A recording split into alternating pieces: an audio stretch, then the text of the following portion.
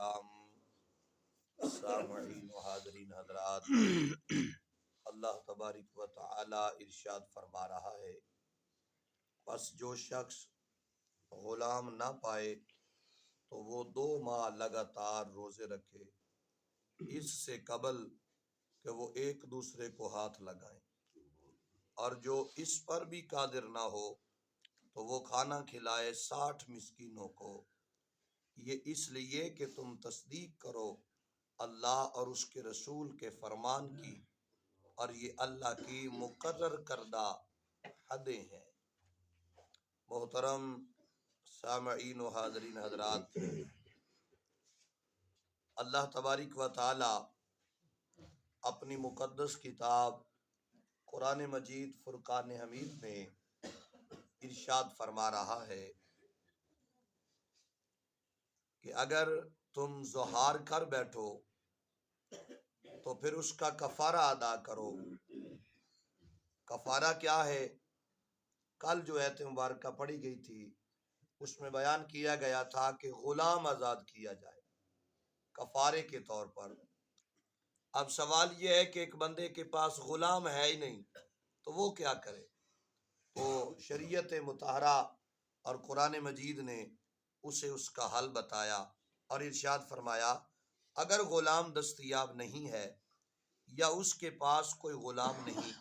اور اس میں غلام خریدنے کی طاقت بھی نہیں تو وہ لگاتار 2 ماہ روزے رکھے، اور اس کے لیے بھی شرط یہ ہے کہ اسے چھونے سے پہلے یہ روزے مکمل کرے، یعنی 2 مہینے لگاتار وہ روزے رکھے اپنی بیوی کو ہاتھ لگانے سے پہلے۔ اگر ان روزوں کے درمیان میں اس نے اپنی بیوی کو ہاتھ لگا لیا تو اب شرع محمدیہ کا یہ فیصلہ ہے کہ اس کے روزے پھر دوبارہ سے نئے سرے سے شروع ہوں گے، وہ جو اس نے پہلے رکھے تھے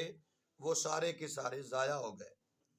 اور اگر اس نے درمیان میں مقاربت کی تو اس کو نئے سرے سے روزے رکھنے پڑیں گے۔ روزہ رکھنے والے کو چاہیے کہ وہ ایسے وقت میں روزے شروع کرے کہ اس میں مدت ماہ رمضان،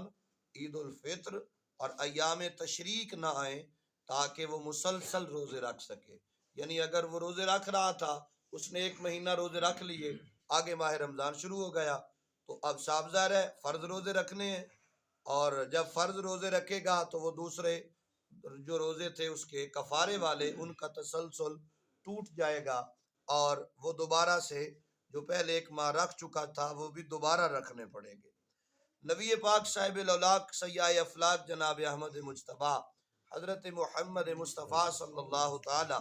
علیہ وآلہ وسلم کے غلاموں، پھر مزید ارشاد فرمایا